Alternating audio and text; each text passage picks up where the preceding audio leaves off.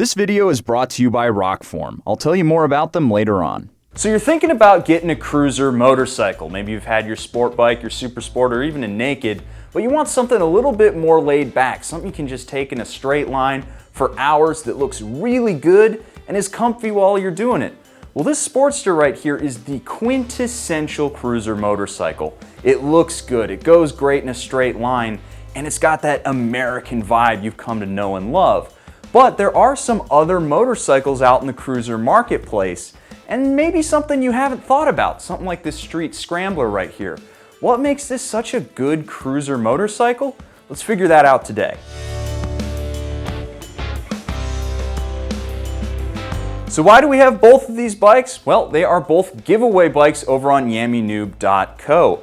This is part of our brand new beginner bike giveaway series. We actually got this bike from Euro Cycles. Click that link down below. Check them out. And this is part of our modern classic. This Harley here is actually going to be the next bike that's getting given away.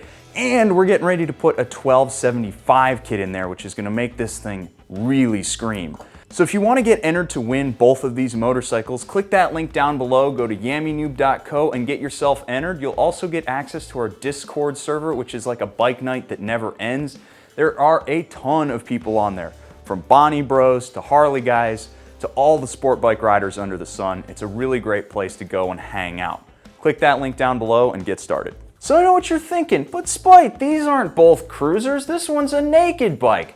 But really, it's not a naked bike, it's something called a standard motorcycle. Think of something like your CB750s, which are basically just an old inline-4 Japanese cruiser. And when you allow yourself to think about that, you start clocking a lot of similarities between these motorcycles. Just look at the suspension. Similar non-adjustable right side up front forks, dual shocks in the rear, the fake air cooling fins up there and the air-cooled fins on this motorcycle, 2-into-2 exhaust, single round gauge dash. The list goes on and on. But it's not just visual similarities. When you look at the history of both of these motorcycles, you really can tell that they were designed to do very similar things. The Harley-Davidson Sportster line first showed up in 1957, featuring both an 883 or a 1000cc air-cooled 45-degree V-twin engine, and it's been around ever since. The Ironhead engine ran from 57 to 86 with a few updates here and there, but the Sportster really took off following the introduction of the Evolution motor in 1987, which is still in use today, albeit with a couple of upgrades like fuel injection, ABS, and belt drives. The Sportster is one of the most genuinely old school motorcycles on the road. It rides like a drying machine with a brick in it, the valve train makes more noise than the stock pipes, and the head shakes at speeds over 90 miles an hour. It's not a great motorcycle with options from Japan or even Harley-Davidson being far superior, but for better or worse, it's an icon of American motorcycling, and tons of riders, myself included, love it warts and all. The first Triumph Bonnevilles rolled off the factory floor in 1959, featuring a 650 or 750cc air-cooled parallel twin engine, and at the time they were one of the most performance-oriented motorcycles you could buy. They quickly became synonymous with motorcyclists who didn't want to fall into the rough-and-tumble image that Harley was propagating. Unfortunately, they didn't have as smooth of a production run as the Sportsters, having been canceled and revamped in the mid-80s, only to be shelved once more for another 13 years. As the modern classic craze took off in the mid-2010s, the Bonneville line exploded to the point where there are now 10 different models, from the sport-oriented Thruxton to the off-road Scrambler models. While they do make a dedicated cruiser in the form of the Speedmaster, there's a laid-back and mellow air to all the modern Bonnevilles. So history's all well and good, but what really matters is the cultural impact that both of these motorcycles have had, and it's really big for both of them. This Harley here, believe it or not, has a lot of racing pedigree, from flat track racing, the XR750, which was a Sportster Ironhead. Even Evel Knievel jumped this motorcycle, or at least a variant of it. And it also was a big hill climbing motorcycle way back in the day, and believe it or not, Harley started it in 1908. Harley has made this motorcycle synonymous with freedom, individualism, and a rugged aesthetic, and it's really stuck. This motorcycle is always seen with riders wearing leather jackets, leather gloves, 3/4 half helmets, maybe some beard action going on or a flannel shirt. But a Sportster rider really loves this platform, and it's for a very good reason. So in much the same way as the Harley, this Bonneville here has a ton of pedigree. And yes, this is a street scrambler, but it's basically a Bonneville. They're all the same. And this bike has had a ton of history, from road races, off-road races, even the Bonneville Salt Flats. This has held a couple of land speed records. People love that about these bikes. And they also have had a bunch of scrambling. This is the motorcycle that started the scrambler craze, with Steve McQueen in the 60s stripping these bikes down and chucking them up hills. So very similar to Harley, Triumph has positioned this motorcycle for the individualistic rider, the freedom-loving rider who wants to get out and explore the open road. Now, they didn't trend so much on the rugged aspect like Harley did, so much as refinement, and you can really see that in this motorcycle. It really is more refined than the Harley. You can tell just by feeling it. And also, a Triumph rider is very similar to a Harley-Davidson one. They got their leather jackets, they got their three-quarter helmet, maybe their skinny jeans. Definitely some flannel and beard action going on with these Triumph boys. But we've talked a lot about feeling and history and heritage with these motorcycles. But how about some actual numbers? Let's go over some specs on both of these machines. So these motorcycles really aren't performance-oriented machines. You don't really look at the spec sheet, or at least you shouldn't. It's more about character and heritage and how they make you feel. But in a world where spec sheet warriors are out there in the comments saying which one's better, let's take a look at some of the key specs. This Harley here features an 883cc air-cooled V-twin, 45 degrees, a more classic engine you could not find in a motorcycle, and it's making 50 horsepower and 54 foot-pounds of torque. That's not too great, but it is perfectly fine for this motorcycle. Weighs 564 pounds and features a 5-speed transmission, and it costs you $8,999 on the showroom floor.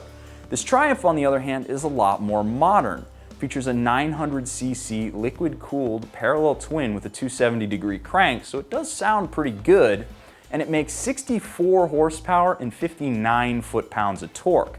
It also has a 5-speed transmission, although apparently the 5th speed is really more of a highway overdrive gear, so it feels more like 4 forward gears. This motorcycle does weigh in at 500 pounds thereabouts. Triumph doesn't give us wet weight figures, and it costs you $11,000 at a dealership. Now, these specs are all well and good, they're pretty close, but the main thing that sets these bikes apart is their ergonomics package. So let's do a quick little ergo check on both these bikes. For this Ergo Check, I did want to mention we're about 2 inches higher than the standard Sportster ride height because of the rear shocks that we put on. I will say though, definitely very easy to flat foot this bike. The seat is extremely low and approachable. The handlebars are a little on the narrow side, but really raked backwards towards you. Overall though, it's very comfortable, and I definitely feel like I fit on this bike.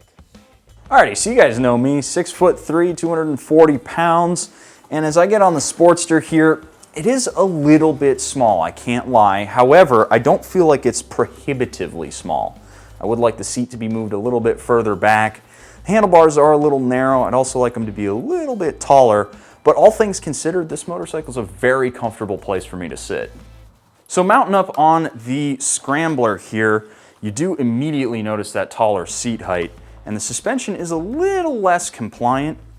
I also feel like the pegs are not necessarily where they should be. They feel like they should be a little bit further back or a little bit farther forward, though I do appreciate how wide these handlebars are.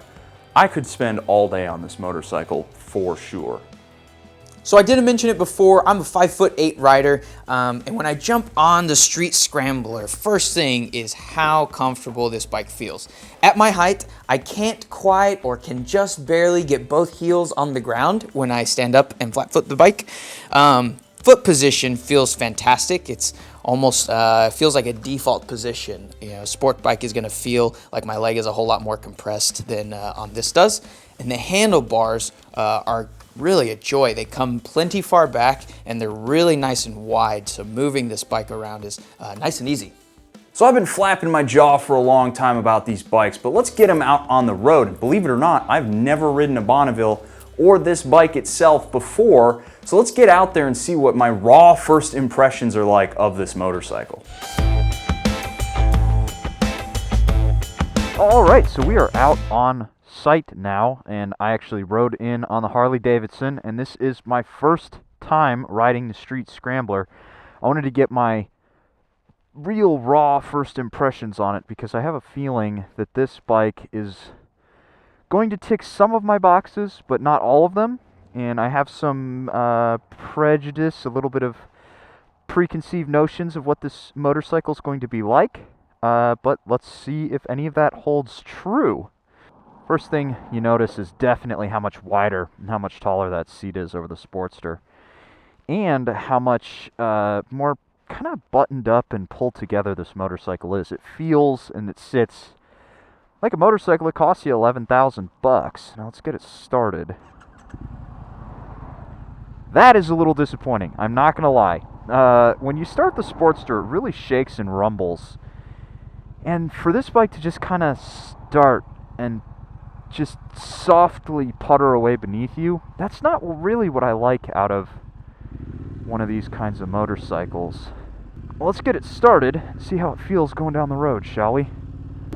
Ooh, yeah, baby, that is awesome. Okay, wow, already I can feel how much torquier this engine is over our Iron 883 back there.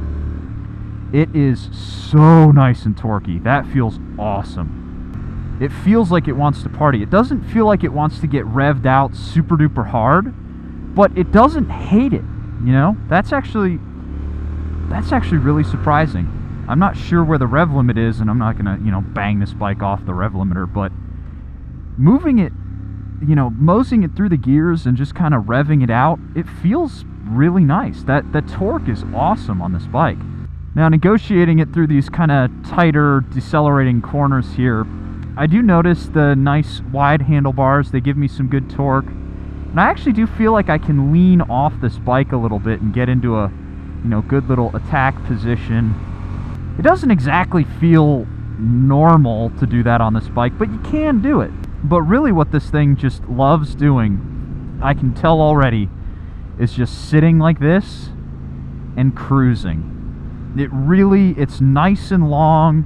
The seating position's great. The foot position feels really good underneath you for just kind of an all-day cruise. And the throttle is velvety smooth. The brakes feel pretty good coming into a corner. Definitely some upmarket Brembo stuff right there, which you would expect. And again, just feeling that torque is really nice. And so I had it there in the wrong gear, and I still had enough punch to get up out of a corner really nice. I'm really surprised by this engine. It feels great. And of course, thanks to my knobbly tires, I can hit that sand there and feel just fine. Now, does it feel like, a naked bike? Absolutely not. This thing does not feel like a naked bike whatsoever. It feels very slow. It feels, but not speed slow. It just, everything this motorcycle does happens a little bit slower, a little bit more relaxed. And again, you don't feel like you want to push this motorcycle either. You feel like you just want to sit and enjoy the sights, which is kind of the point on a cruiser, right? The transmission feels really nice. It's very snickety.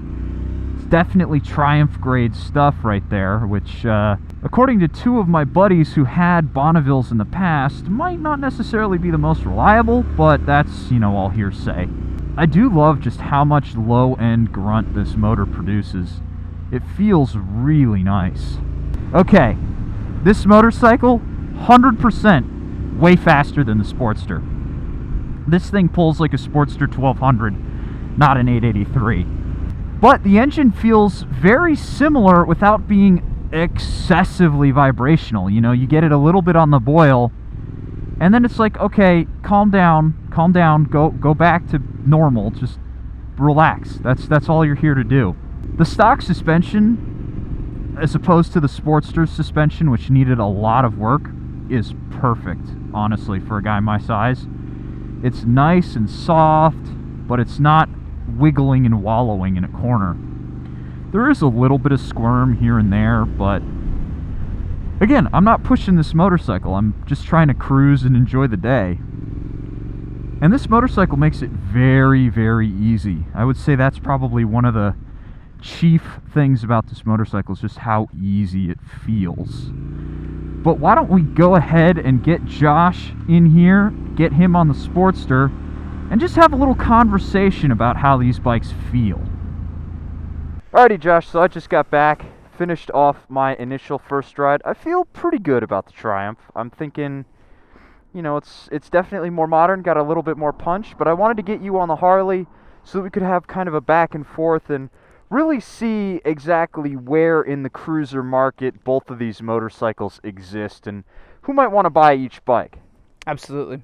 Totally a fair assessment. And after the first ride here on the Triumph, I'm very, very excited to get on the Harley.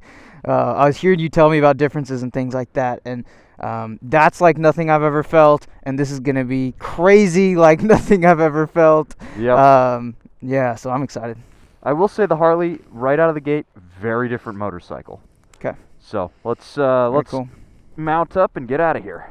I feel like you have to make some kind of like grunt or groan when you pull this thing off the stand. It just feels proper. Oh, absolutely. So give me some initial impressions, man. Whoa, it's totally comfortable. All right, I've got both feet up now finally, and it's ridiculously comfortable. That's obvious. It really does feel pretty intuitive. Yeah, you're right. It's completely different than all the other bikes I'm used to riding. But it's not wrong. It doesn't feel bad. It doesn't feel like, wow, this is no way to ride a motorcycle. Yeah, just different. I really like the feel of the Sportster. It feels, it definitely feels like a classic. I'm interested as we get a little bit more speed here. Give me a sense for the engine, how you feel about the engine and what it's doing beneath you. Because you probably can hear the motor making quite a bit of noise. There's a high-pitched ringing like a tambourine. Yeah, absolutely. Yeah, and it's weird. It's weird to hear it doing that. It sounds cool, though. I've heard you talk about how much you like it, and it does sound really cool. Yeah, that's the valve train. I can actually hear it coming through your cardo. It's just that noticeable. Now tell me a little bit about how you're feeling for the torque. So you rode the Triumph in, and this is a very torquey motor. It was the first thing I noticed. Yep. How do you feel about the way that engine delivers power for you? Yeah, so it very simply, honestly, you put it in gear, and it punches you right then, immediately. So that's one of the biggest differences. Like, it seems like the most torque is like right as soon as you come onto the gear. Mm-hmm. And it definitely makes this bike feel a lot faster than its horsepower figures would suggest. Yeah, it's definitely torque first, and obviously Harley only tells you torque figures. They're very proud of their torque numbers. And now, how going through some of these bigger sweepers, how does the suspension feel to you? It feels well sorted. It really, I mean, I can feel myself bouncing around a little bit. Like, it doesn't feel perfectly smooth. I think the Triumph, their goal has been to really smoothen out your ride so that you're not feeling very much. Yep. With this, you do feel quite a bit. I mean, but you're also you feel just as much in vibration as you are like feedback back from the road. I don't feel the need to like set my feet or anything like that before I turn because they're so far in front of me. And so it makes it feel like you're turning like purely with your handlebars. Like this one doesn't, like, it feels like you really got to turn the bars to turn, whereas that one or a lot of the other bikes, it feels like kind of if you're leaning, it does that for you. And I think that comes down to how narrow the handlebars are on this specific setup. Yeah, those bars are really narrow, and they almost feel a little claustrophobic to me right out of the gate. I definitely wish it had wider bars. Let's get to the heart of the issue, right? We're talking about the Triumph being kind of a hidden cruiser. Yeah. As a cruiser motorcycle, having now ridden both of them for a little bit, which do you think is easier to ride? Easier? The Harley. The Harley, really? Okay, tell me why. So, on the Triumph, when I first jumped on it, things just felt kind of wrong, and I don't know why, but I mean, I can dig a little bit deeper. Like shifting, for example, the left shift lever. Like, I had to really search for it to the point to where I had to look down to, like, how do I get underneath this thing? And this from everything from where the levers are to where the bars rest to the feedback from the brakes. It feels like I'm doing what the bike wants. Right. It also helps that I can hear this bike more, and it gives me a little bit more confidence knowing that I'm in the right gear. I felt like I wasn't ever solid in what gear to be on the Triumph. The Harley, it's pretty obvious where you need to be. Yeah, I think that's pretty much nail on the head. The Harley is a really easy-going motorcycle to ride. It's really simple. You don't have to think a lot. But a point in the Triumph's favor is just how relaxed this motor feels. Sure, it gives you a nice big punch right down low, and it pulls really hard, which is really cool. But it's when you get it going and you're just going in a straight line, this thing is just supremely comfortable. You just pop it in one gear higher than you need to be because the gears are so long and it basically doesn't vibrate at all. Yeah. I think in terms of comfort, this is an all-day kind of motorcycle. Could you see yourself doing a big, long trip on that Harley? Yep, I definitely could. I don't have any issues with it. I really like where my feet are on it. That's the first difference, and I've never ridden a bike with these are mids, right? Well, they're Harley mids, which are forward on a lot of other motorcycles. Okay, I see. But I like where they are. I feel like it makes it easy to use the back brake. It's very comfortable. The way it kind of angles me back into my seat feels really nice. And my back feels not stressed at all. I do feel like I have to lean a little bit over to get to these bars. Not like down, just like forward, because it's kind of a long setup and I'm a smaller rider. But no, this feels totally comfortable. Cool. Well, let's get these on the highway and see, as we see a giant waving American flag right there, get this American bike, this British bike on the highway and see how they feel. I'm really interested to see what your thoughts are for this doing 60 or 70 miles an hour. Yeah, absolutely. I want to see what this weight can do for me at that speed and how solid it's going to feel. Go ahead and squeeze that throttle a little bit on the Harley. How'd that feel to you? Very vibrational.